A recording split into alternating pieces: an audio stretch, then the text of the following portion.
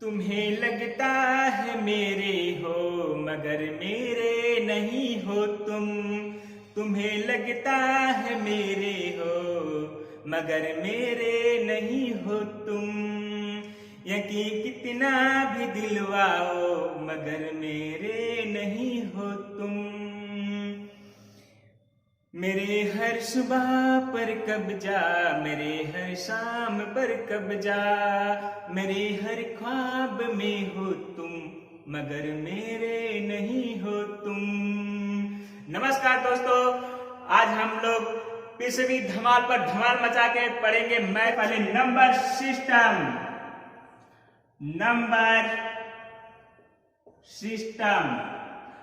System यानी संख्या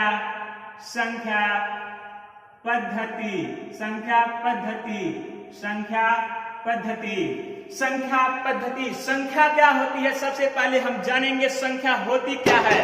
संख्या क्या होती है? संख्या वह होती है जो गणना के काम आती है। आप लोग जानते होंगे कि जो भी चीज आप लोगों ने अपने आस पड़ोस में चीजों को देखा होगा, गिना होगा, जिन चीजों को हम गिनते हैं वही संख्या होती है। संख्या क्या होती है? जो गणना के काम आती है, यानी जो गिनने के काम आती है उसे संख्या कहते हैं। अब आ जाइए, संख्या की पद्धति क्या होती है। संख्या के लिखने के ढंग को क्या कहते हैं? एक पद्धति कहते हैं, यानी संख्या के जो लिखने का सिस्टम होता है उसे संख्या पद्धति या नंबर सिस्टम कहते हैं। आइए हम लोग इसकी शुरुआत करते हैं नंबर्स की। नंबर्स में होते क्या क्या है, कैसे क्या होता है, इसमें हम लोग पढ़ेंगे डेसिमल सिस्टम मीन्स दशमलव पद्धति।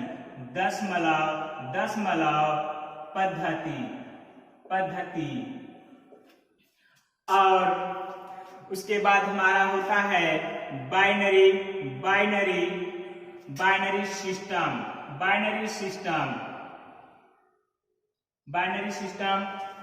सिस्टम मीन्स होता है द्विआधारी पद्धति।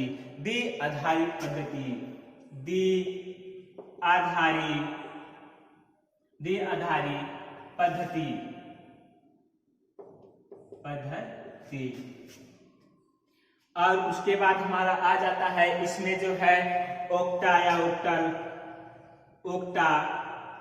ओक्टा। इसमें हमारा आ जाता है octa decimal system, octa decimal system.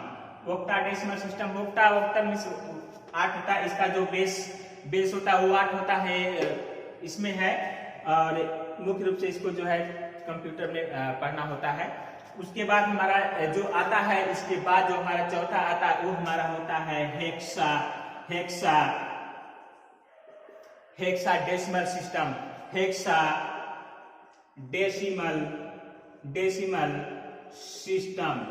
Hexadecimal system होता है। हेक्सा, इसकी जो है जो बेस होता है, जो आधार होता है वह क्या होता है? 16 होता है। इसमें 15 डिजिट का प्रयोग किया जाता है। और इसमें जो डेसिमल सिस्टम में होते हैं, डेसिमल सिस्टम में हमारे 10 नंबर होते हैं, उन्हीं का हम यूज करते हैं। जो 0 होता है, 1 होता है, 2 होता है, 3, 4, 5, 6, 7, 8, 9, ये हमारे 10 नंबर हो गए। 0, 1, 2, 3, 4, 5, 6, 7, 8, 9। और उसके बाद जो बाइनरी आता है, बाइनरी में क्या होता है कि इसमें दो द्विआधारी पद्धति होती है, यानी जो इसका बेस होता है वो 2 होता है। वो 2 कौन कौन से होंगे हम इसमें देखेंगे। 0 होता है और 1 होता है। 0 होता है और क्या होता है? 1 होता है। ये द्विआधारी पद्धति होती है। ये भी कंप्यूटर में चलता है। इसमें जो गेट हम पढ़ते हैं, गेट में आता है, इसका कन्वर्जन आता है। इसको एक हम अलग से क्लास लेके इसका बताएंगे। ओक्टल में क्या होता है? ओक्टल या ओक्टा होता है। ओक्टा का मतलब होता है 8। इसका बेस जो होता है वो कितना होता है? 8 होता है। उसमें कौन कौन सी संख्याएं आती हैं उसको हम देखते हैं। 0 आता है, 1 आता है, 2 आता है, 3 आता है, 4 आता है, 5, 6 और 7। ये हमारी संख्याएं कितनी हो जाएंगी, 8 हो जाएंगे ऑक्टल। और इसमें जो है हेक्सा हेक्सा हेक्सा जो होता है, इसकी जो आधार पद्धति होती है कितना होता है, इसका 15 होता है, इसमें इसका 15 होता है। इसमें कौन कौन सा का, 1 होगा, 2 इसमें सॉरी 0 होगा, 1 होगा, 2 होगा, 3 होगा, 4 होगा, 5 होगा, 6 होगा, 7 होगा, 8 होगा, 9 होगा। 9 के बाद जब संख्याएं बढ़ती हैं तब उसका नामकरण जो अल्फाबेटिक में दिया जाता है, यानी अल्फाबेट में ABCD इस तरह का इसका नाम दिया जाता है। तो उसमें जो होते हैं ये हेक्सा में, इसमें देते हैं जो फिर 10 को A B C D E F इस तरह से नीचे दिखाई नहीं दे रहा है। तो इसमें देखते हैं जो 10 के लिए क्या हो जाता है, A का यूज किया जाता है, इसका B होता है, 11 का B हो जाएगा, और इसका क्या हो जाएगा, C हो जाएगा, D हो जाएगा, E होता है, और क्या होता है, और F होता है। इसमें जो इसका बेस होता है वो 15 होता है, इसका बेस होता है कितना होता है, 15 होता है। इसमें देखते हैं 11 के लिए यूज किया जाएगा, 12 के लिए, 13 के लिए, 14 ये 10 होगा, 11 होगा, 12 होगा, 13, 14 और ये क्या हो जाता है 15। जिसका जो बेस होता है वो 15 हो गया। टोटल गिनतियों की संख्या हमारी कितनी होती है, 16 हो जाती है। ये इतना होता है नंबर सिस्टम। नंबर सिस्टम में यहीं से जो भी चीजें होती है, जो भी बनती है, जो भी संख्या बनती है, आगे जो भी चीजें बनेंगी यहीं से बनेंगी, इतना हमको पढ़ना होता है। तो हम लोग जो है हम एक क्लास जो ले रहे हैं आज मैथ का, एक टेट के लिए ले रहे हैं। तो जो आगे इसके बाद और भी है पढ़ाएंगे तो उसमें लेंगे। तो हम इसमें जो उसमें है सिलेबस में सिर्फ उतना ही पे लगभग बात करेंगे। अब हम इसमें नंबर 1 देखते हैं, दशमलव पद्धति। दशमलव पद्धति हमने पहले ही बताया कि इसमें 10 डिजिट का प्रयोग किया जाएगा, यानी 10 अंकों का प्रयोग किया जाता है। 10 अंक या 10 अंकों का प्रयोग किया जाता है। इसमें 10 अंकों का प्रयोग किया जाता है। इसमें हम सबसे पहले देखते हैं कि वो संख्या या संख्या का मान देखेंगे। उसमें एक चीज, इसमें सबसे पहले हम लोग पढ़ते हैं, दो चीजें होती हैं। एक पढ़ते हैं इसका जो है स्थानीय मान, एक स्थानीय मान देखेंगे। दूसरा देखेंगे अंकित मान। इसका अंकी कहीं मिलता है, अंकीय मान मिलता है, अंकी या अंकित या मिलता है जातीय मान। जातीय मान मिलता है।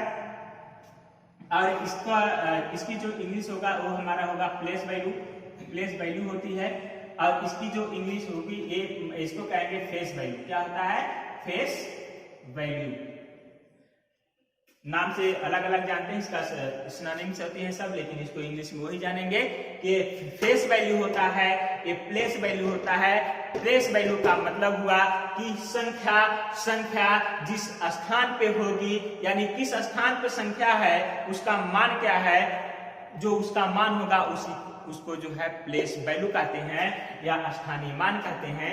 तो इसमें हम लोग देख लेते हैं कुछ क्वेश्चन जो है इसमें स्थानीय मान जो है, स्थानीय मान और इनका अंतर देखेंगे। मान लेते हैं हम कोई संख्या ले लेते हैं, कोई संख्या लिखते हैं 98567। अब इसमें अगर पूछा जाए कि इनका स्थानीय मान क्या होगा, हम एक बार सबका पहले बताते हैं, उसके बाद अलग अलग करके इसमें और बताएंगे।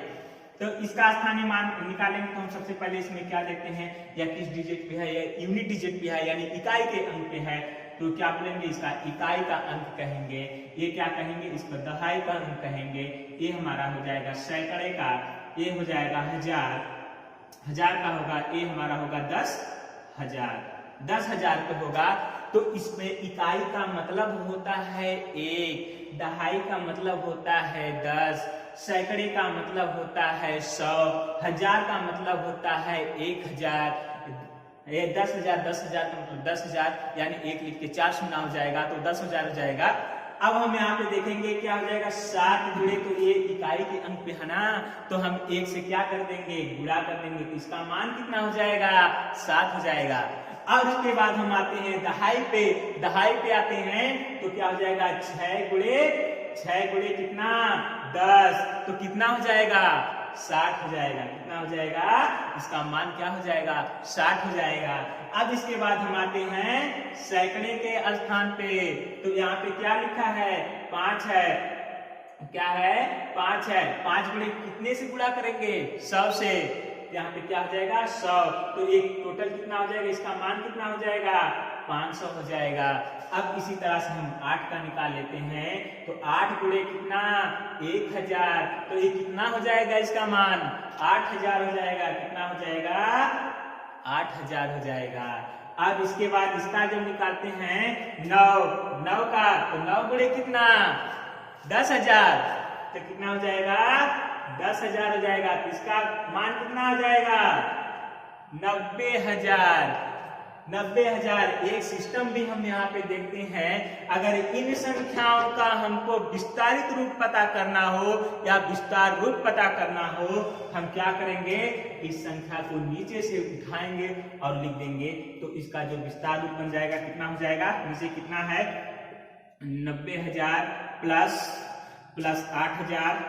8000 प्लस कितना है, 500 प्लस कितना है, 60 है, प्लस कितना है, 7 है। ये हमारा हो गया क्या, विस्तारित रूप या एक्सपेंशन फॉर्म बोलते हैं इसको, एक्सपेंशन फॉर्म बोलते हैं। इसका क्या हो गया, ये एक्सपेंशन फॉर्म हो गया। अब यहाँ से इसको भी हम देख सकते हैं, और यहीं पे अब आगे बढ़ते हैं, इसके क्या करते हैं, आगे बढ़ते हैं। जब इसके हम आगे बढ़ते हैं, एक चीज हमारी हो गई, हम इसका स्थानीय मान निकाल लिए। अब इन स्थानीय मानों में इसका स्थानीय मान हो गया।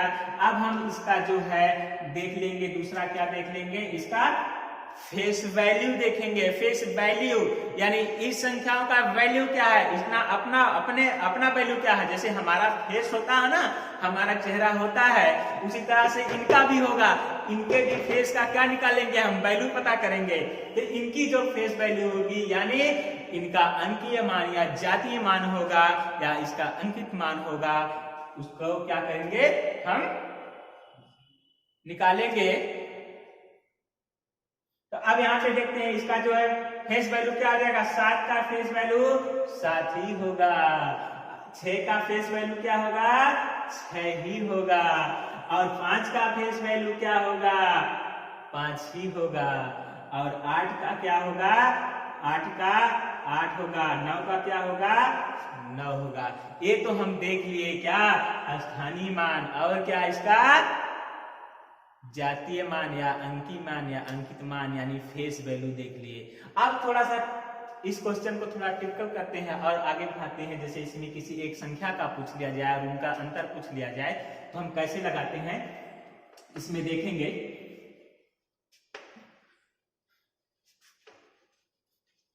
मान लीजिए अगर कोई क्वेश्चन लेते हैं, एक प्रश्न लेते हैं, उसमें देखते हैं, मान लीजिए कोई क्वेश्चन हमने ले लिया, हमने कहा कि 7 8 9 6 5 5 7, सो दैट मतलब एक ले लिए। उसके बाद हमने क्या किया, हमने कहा कि इस 9 का स्थानीय मान, 9 का स्थानीय मान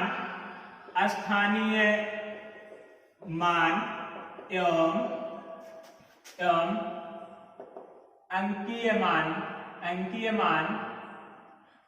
मान एवं उनका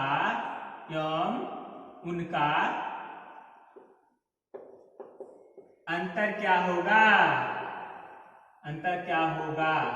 हमने एक क्वेश्चन लिया, तो अब हम सबसे पहले क्या करते हैं, इस 9 का जिसके नीचे बार होता है, ऐसे प्रश्न में ऐसे मिलेगा कि इसके नीचे ऐसे अंडरलाइन किया रहेगा, इसको डैश बोलते हैं, बार बोलते हैं।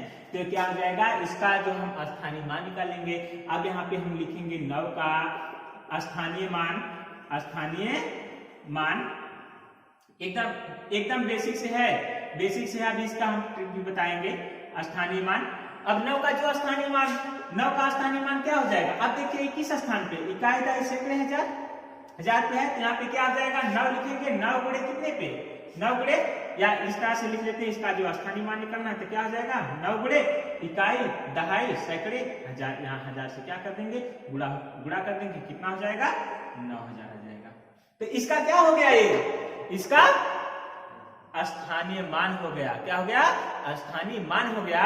और वहीं पे इस 9 का हमको और क्या पता करना है, अंकीय मान पता करना है। क्या करना है, अंकीय मान पता करना है। तो इस 9 का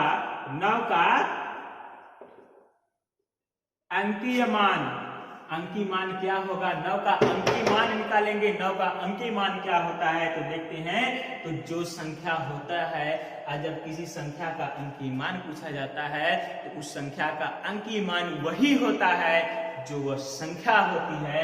तो 9 का अंकीय मान क्या हो जाएगा, 9 हो जाएगा और 9 हो जाएगा। और इनका जो है अंतर देख लेंगे। इनका जो अंतर भी पूछा है तो अंतर निकाल लेते हैं, क्या होता है। तो यहाँ 0 में से 9 घटा देंगे तो 9 तो घटेगा नहीं, 0 में से क्या करेंगे, इससे कैरी करेंगे, उधार लेंगे ना। जब हमारे पास पैसे नहीं तो किसी से उधार ही लेते हैं ना, तो इससे उधार लेंगे पड़ोसी से अपने।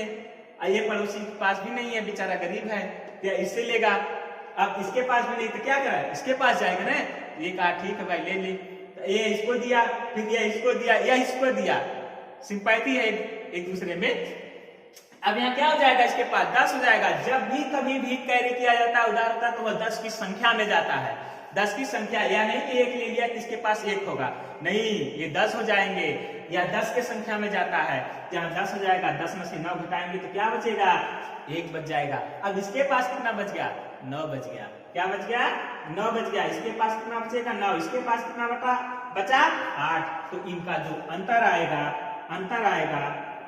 अंतर बराबर कितना आ जाएगा, 8991। यही हमारे क्या हो जाएंगे, आंसर हो जाएंगे।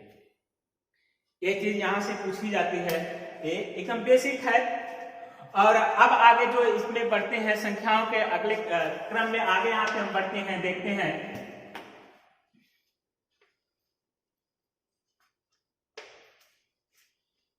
अब हम आगे पढ़ेंगे कॉम्प्लेक्स नंबर। कॉम्प्लेक्स नंबर क्या होता है, कॉम्प्लेक्स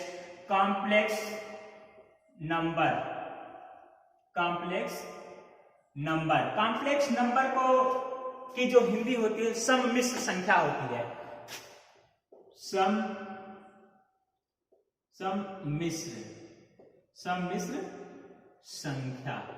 सम्मिश्र संख्या। अब बात आती है सम्मिश्र संख्या होती क्या है।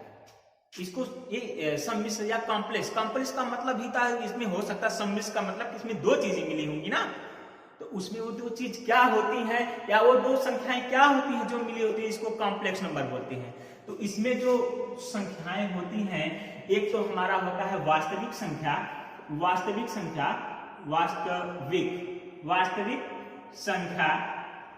और दूसरा जो होता है काल्पनिक संख्या होती है। क्या होती है, काल्पनिक संख्या होती है।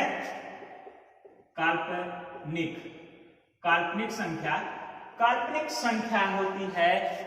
संख्या का मतलब ये संख्या ऐसी होती है, इस पे हम कल्पना ही करते हैं।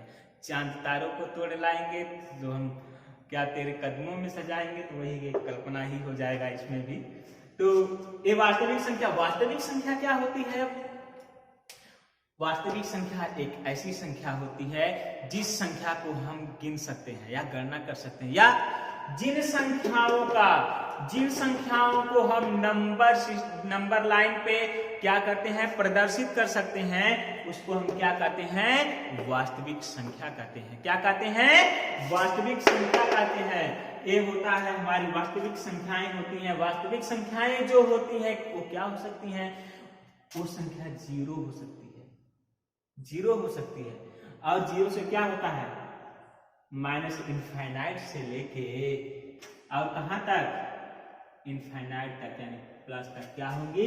ये जितनी भी संख्याएं आएंगी इनको हम क्या कहेंगे, वास्तविक संख्या कहेंगे। क्या कहेंगे, वास्तविक संख्या कहेंगे। जैसे नहीं समझ में आया तो इस तरह से देखते हैं, ये संख्याएं जब आएगी ना, 1 आएगा, माइनस का फिर क्या आ जाएगा, माइनस का 2 आएगा, माइनस का 3 आएगा, इस तरह से डाट इसे इनफाइनाइट तक बढ़ती जाएगी। इसकी कोई सीमा नहीं होगी, ये आगे कहाँ तक जाएगी हम कल्पना नहीं कर सकते।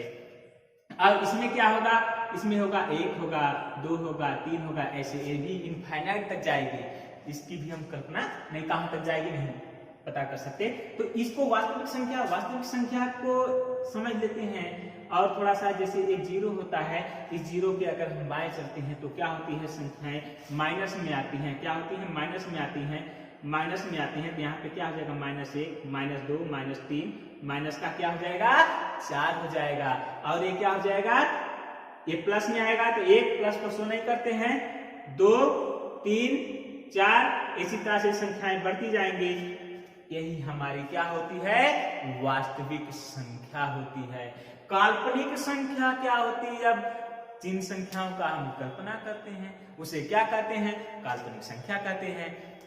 अब काल्पनिक संख्या में क्या होता है, उसका प्रदर्शन हम कैसे करते हैं, या ये संख्याएं कैसे होंगी काल्पनिक, जैसे 5 हो गया, या कोई संख्या माइनस में हो, रूट में माइनस में होती, उसको भी हम क्या कहते हैं, काल्पनिक संख्या कहते हैं। जैसे ये -5 हो गया, और -2 हो गया, -3 हो गया, -7 हो गया, या 7 ही हो जाएगा। तो इस तरह की जो संख्याएं होती हैं उसको हम क्या बोलते हैं, काल्पनिक संख्या कहते हैं। काल्पनिक संख्या ये इसका ये पड़ता है जब हम मैथमेटिक्स या इंजीनियरिंग के क्षेत्र में होते हैं, या एयरफोर्स या उस क्षेत्र में होते हैं, तो इसकी जरूरत पड़ती है रिजल्टेंट निकालने के लिए। इंटर में आप लोग देखे होंगे इसको। तो ये क्या होता है, इसको निकालने के लिए इसका जो प्रदर्शन होता है ये होता आई से किया जाता है। किससे, आई से किया जाता है।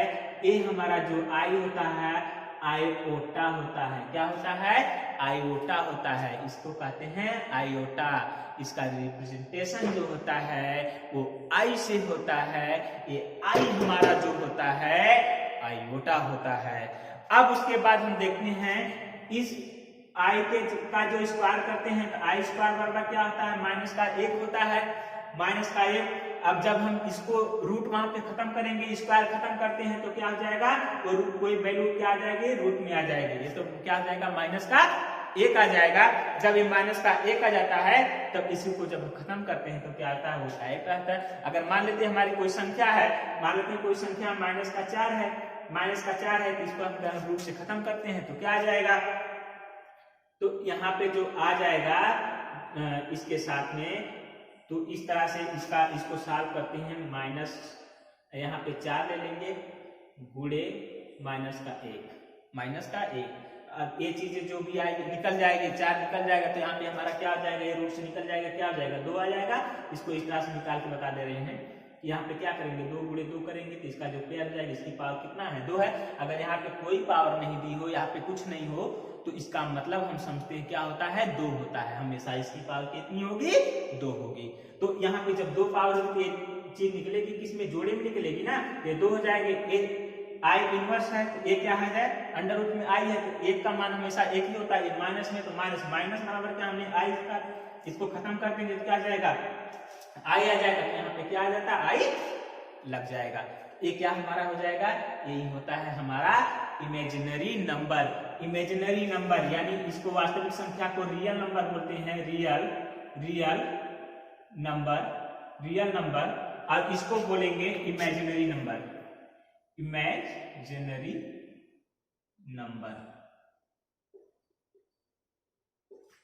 ये हमारी संख्याएं इतनी होती हैं। अब इसके बाद जो है इसमें हम आगे बढ़ते हैं, इन संख्याओं को समझ लेते हैं।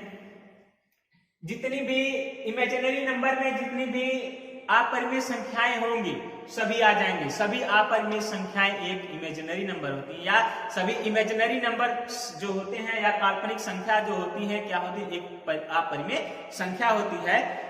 अपरिमेय संख्या का मतलब अभी हम आगे बताएंगे। अपरिमेय संख्या वह संख्या जिसको हम p/q के रूप में प्रदर्शित ना कर सकें, यानी अब आगे उसको हम बताएंगे अभी। और रियल नंबर जितने भी होंगे, वास्तविक संख्या जितने भी होंगे वो एक परिमेय संख्या होंगी। आगे देखते हैं, आगे हम रियल नंबर पे ही थोड़ा सा बात करते हैं, वास्तविक संख्या पे बात करते हैं। वास्तविक संख्याएं क्या होती हैं, इसमें जो है देखेंगे, इसके पार्ट देखेंगे। तो जो होती हैं रियल नंबर के मुख्य रूप से दो पार्ट होते हैं। एक हमारा होता है रैशनल नंबर, क्या होता है,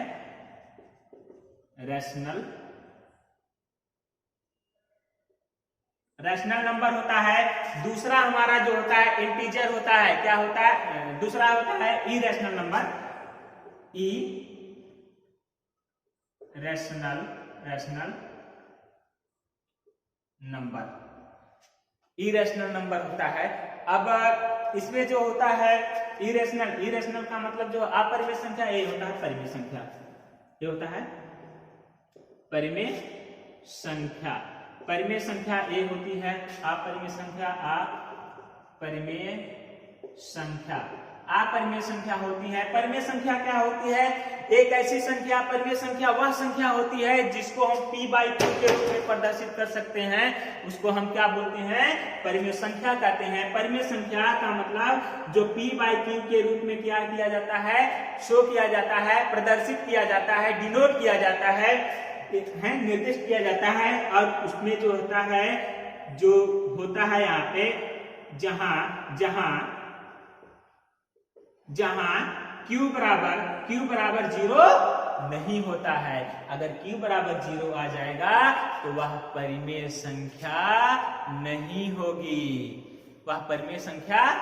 होगी, जैसे हम थोड़ा सा देख लेते हैं। और अपरिमेय संख्या क्या होता है, अपरिमेय संख्या वह संख्या होती है जिसको p बाई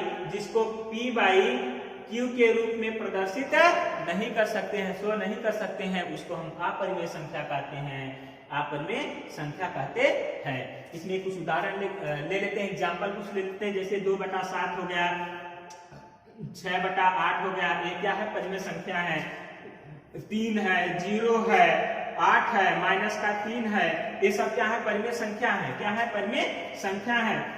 यहीं पे ये क्या हो जाएंगे, परिमेय संख्या, ये जो है ये -1 कणी में 7 हो गया, कणी में 5 हो गया, कणी में -3 हो गया, ये सब क्या होंगे, अपरिमेय संख्या होंगी। पाई भी होता है, पाई अभी टेट में पूछा, टेट में एक क्वेश्चन था, पाई क्या है, परिमेय संख्या की अपरिमेय है। अपरिमेय संख्या है, खत्म हो जाएगा, हम प्रैक्टिस करवाएंगे। तो पाई क्या है, एक अपरिमेय संख्या है, पाई एक अपरिमेय संख्या है। पाई का जो मान होता है, पाई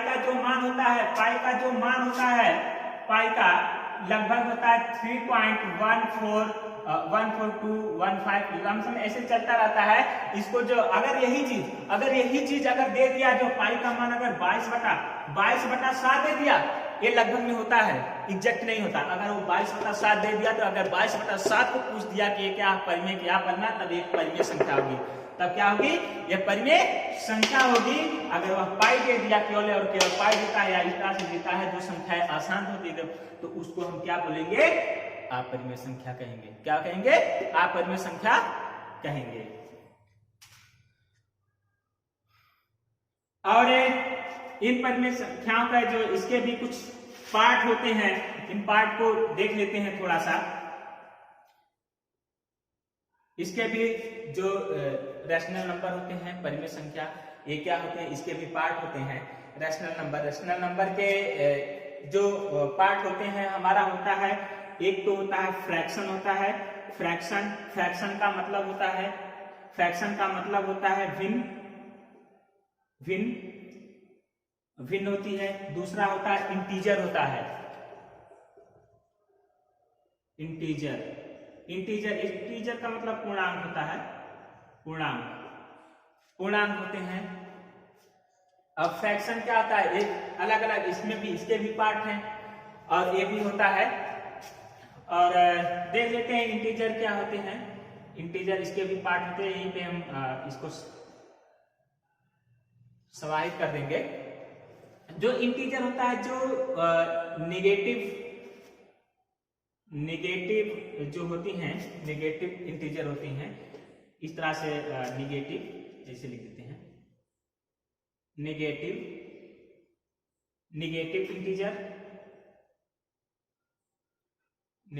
इंटीजर दिखाई नहीं दे रहा है।